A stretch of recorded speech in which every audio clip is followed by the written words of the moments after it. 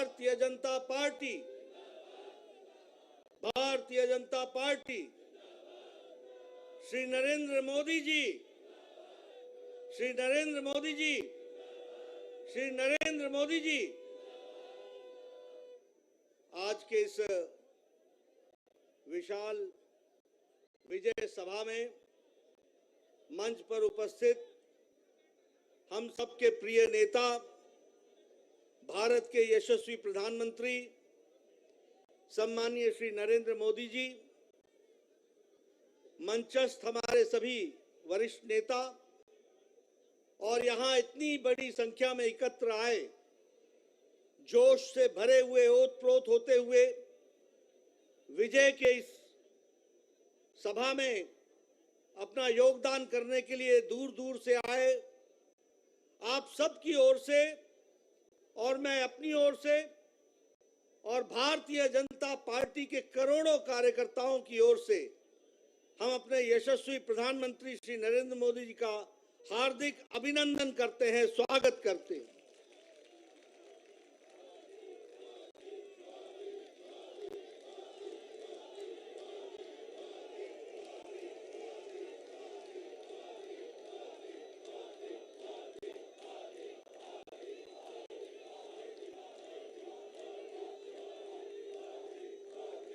आज हम आदरणीय प्रधानमंत्री जी का अभिनंदन और स्वागत करते हैं। साथ ही साथ गुजरात की जनता, गुजरात के कार्यकर्ता और तमाम कार्यकर्ता जो इस चुनाव में हिमाचल प्रदेश में, दिल्ली में लगे, उन सबको भी मैं तहे दिल से बहुत बहुत बधाई देता हूं और उनका भी अभिनंदन करता हूं। यह हम सब के लिए खुशी की बात है और आज बड़ा ऐतिहासिक दिन है। जब हम गुजरात के नतीजे देखते हैं तो आजाद भारत में रिकॉर्ड तोड़ते हुए ये जीत हासिल आदरणीय प्रधानमंत्री मोदी जी के नेतृत्व में हम सबको मिली है।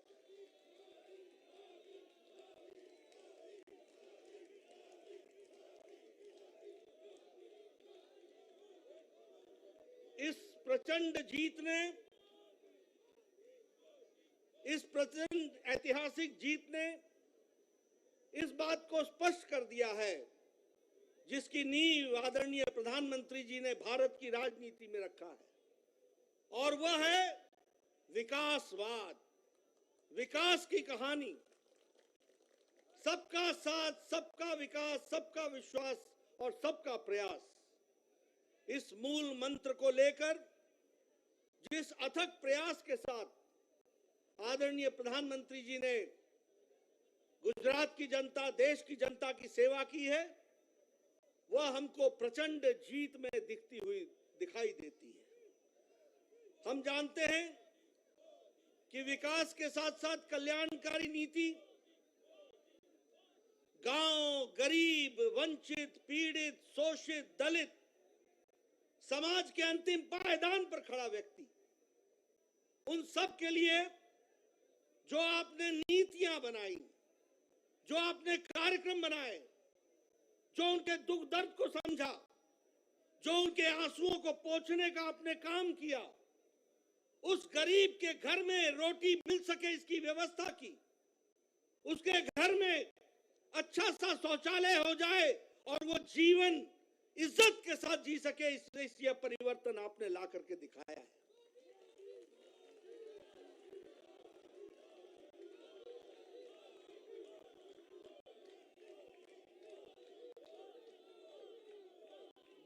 गरीब के घर में बिजली मिले 24 घंटे, उसको 2 वक्त की रोटी मिले, वह विकास करने के लिए उसकी शिक्षा की व्यवस्था हो, स्वास्थ्य की व्यवस्था हो, महिलाओं की चिंता हो, युवाओं की चिंता हो, किसानों को इज्जत से आगे बढ़ने का मौका मिले, ये सारी नीतियों को आपने प्रतिपादित किया है।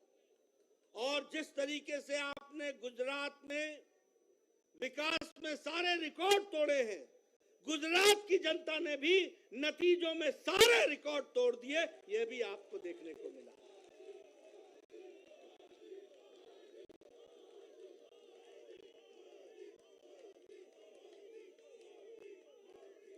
हमें मालूम है 52.5% वोट हमारे को मिला गुजरात में, और उसके साथ साथ 156 सीटों पर हम विजय हासिल कर पाए। जहां तक कांग्रेस का सवाल है, पिछले चुनाव में 41.4 से घट करके 27.3% पर कांग्रेस आकर के खड़ी हो गई है। एक तरीके से उनका वंशवाद, परिवारवाद, अकर्मण्यता और गैर जिम्मेदाराना विपक्ष, यह सब मिलाकर के उनकी स्थिति इस तरीके की बनाता है। मैं यह भी कहना चाहता हूं, एक नई पार्टी आई गुजरात का अपमान करने के लिए। वो नई पार्टी क्या करती थी? एक पेपर लेकर के आए उनके नेता और कहने लगे, ये देखो, इसको नोट कर लो, और मैं यहां भविष्यवाणी करता हूं कि गुजरात में सरकार उनकी पार्टी की आ रही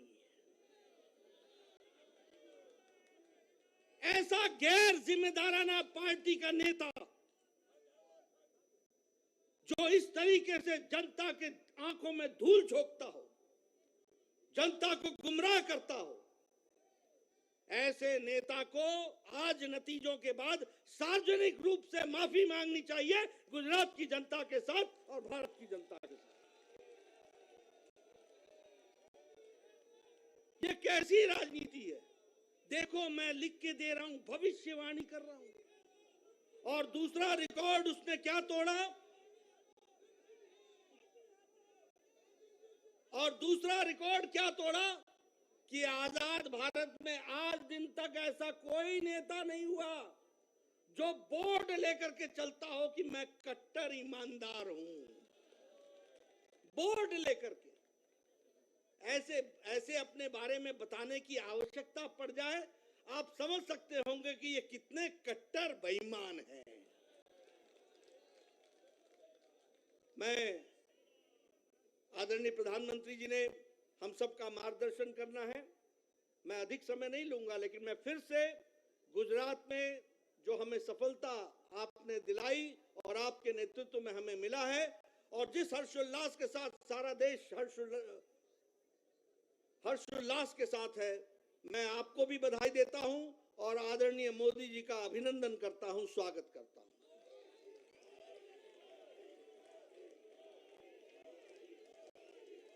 मित्रों,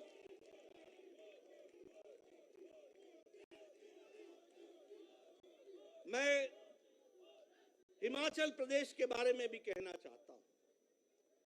हिमाचल प्रदेश के मैं कार्यकर्ताओं को बधाई देता हूं, अथक प्रयास उन्होंने किया, बहुत मेहनत की। यह ठीक है कि हमें सफलता नहीं मिली, लेकिन यह भी ध्यान रखना चाहिए कि राज जरूर बदला, लेकिन साथ में राजनीति के रिवाज भी बदले। पहले जब पार्टियां बदलती थी तो 5% से वोट का फर्क पड़ता था। आज ठीक है कि हमारी सरकार नहीं बन पाई, लेकिन हमारे को 0.9% यानी 0.90 यानी 1% से कम वोट से हमारा फर्क रहा है। इस बात को भी हमको समझना चाहिए। मैं कार्यकर्ताओं को बधाई देता हूं और साथ ही साथ जो सरकार में आने वाली पार्टी है उनका स्वागत भी करता हूं, अभिनंदन भी करता हूं। वो अच्छे काम में जुटे, अच्छे काम में, विकास में हम उनका साथ देंगे, लेकिन हम निश्चित रूप से एक कारगर विपक्ष की भूमिका निभाते हुए हिमाचल की जनता के इंटरेस्ट को और उनके हितों की चिंता करते हुए हम काम करेंगे। मैं यह भी बताना चाहता हूं कि वहां भी पंजाब से सटा हुआ, जहां आम आदमी पार्टी की सरकार है, उनसे सटा हुआ हिमाचल प्रदेश है। 67 सीटें चुनाव लड़ने आए थे और मैंने कहा था कि खाता तो खुलना छोड़ो, इनकी जमानत जब्त होगी, और 67 की 67 सीटों पर जमानत जब्त हुई और 25 सीटों पे नोटा से भी कम वोट आए हैं। 25 सीटों पे नोटा से भी कम वोट आए। तो अगर मैं दिल्ली की बात करूं, हमारे कार्यकर्ताओं ने बहुत मेहनत की, बहुत मेहनत की। मैं दिल्ली के कार्यकर्ताओं का अभिनंदन करता हूं, अभिवादन करता हूं। मैं ये भी बताना चाहता हूं कि यहां की दिल्ली की सरकार ने एमसीडी का 33,000 करोड़ रुपए जो एमसीडी को देने थे, वो देने से वंचित रखा। मैं ये भी बताना चाहता हूं कि 720 करोड़ रुपए जो स्वास्थ्य के लिए देने थे, उससे देने से उन्होंने एमसीडी को वंचित रखा। मैं यह भी बताना चाहता हूं कि लगभग 450 करोड़ जो शिक्षा पे खर्च होना था, यह दिल्ली के हितकारी बोलते हैं अपने आप को, इन्होंने जितना दिल्ली का हित का खनन किया है, वह आपके सामने रखना चाहता हूं। शिक्षा में भी 450 करोड़ रुपए जो एमसीडी को देना था, वह देने से उन्होंने वंचित रखा। और इतना ही नहीं, जब म्युनिसिपल कॉर्पोरेशन ने कहा कि हम अपने बॉन्ड्स, म्युनिसिपल बॉन्ड्स बना करके हम जनता से पैसा उठाते हैं, हम मार्केट से पैसा उठाते हैं, लेकिन हम दिल्ली की जनता की सेवा करने के लिए आतुर हैं, तो उसका भी परमिशन यहां की दिल्ली की सरकार, जो दिल्ली विरोधी है, उसने नहीं दिया। इसके बावजूद भी हमारे कार्यकर्ताओं ने शानदार प्रदर्शन करते हुए एक शानदार तरीके से चुनाव को लड़ा और बहुत कम अंतर है। और मैं जरूर कहूंगा कि एक अच्छी विपक्ष की भूमिका हम निभाते हुए उसको भी हम आगे बढ़ाएंगे और उसको भी हम पूरा करेंगे। मैं मित्रों, आपके और आदरणीय प्रधानमंत्री जी के बीच में बहुत समय नहीं लेना चाहता। आज एक बाई इलेक्शन हुआ है जिसमें बिहार में हम कुर्नी में बाई इलेक्शन जीते। यह चुनाव जब से जनता दल यूनाइटेड हमसे अलग हटी और महागठबंधन में गई, और ये कहते थे कि अब ये गठबंधन का कोई तोड़ नहीं है, इस महागठबंधन को भी दूसरी बार हराते हुए कुर्नी की भी विधानसभा भारतीय जनता पार्टी ने एक तरफा जीती। ये बिहार के आने वाले नतीजों के बारे में इंगित करता है, बिहार के आगे के चुनाव के बारे में इंगित करता है। ये दूसरा चुनाव है जब नीतीश जी आरजेडी से मिल गए और कहा कि ये तो अब बड़ा भारी कास्ट का अलायंस होगा। हम इनको भी ये बता देना चाहते हैं कि आदरणीय मोदी जी के नेतृत्व में चाहे उत्तर प्रदेश हो चाहे बिहार हो, मैथमेटिक्स नहीं चलता, केमिस्ट्री चलती है, केमिस्ट्री चलती है, प्यार चलता है। और लोग विकास को वोट देते हैं, आदरणीय प्रधानमंत्री जी को वोट देते हैं। मित्रों, हम इसी तरीके से आगे बढ़ेंगे।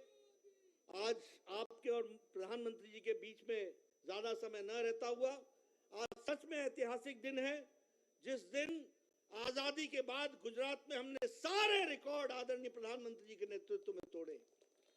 और मित्रों, ये भी याद रखना कि प्रधानमंत्री जी ने जितनी अथक मेहनत चुनाव में करते हैं, वो हम सब के लिए अनुकरणीय है, वो हम सब के लिए दिशा देता है, वो हम सबको बताता है कि किस तरीके से भारत की जनता को आगे बढ़ाने के लिए आदरणीय प्रधानमंत्री जी दिन रात काम करते हैं।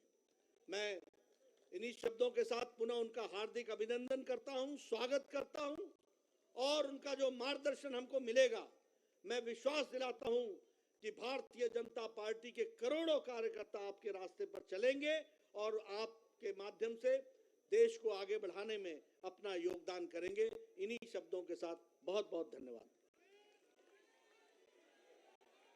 भारत माता की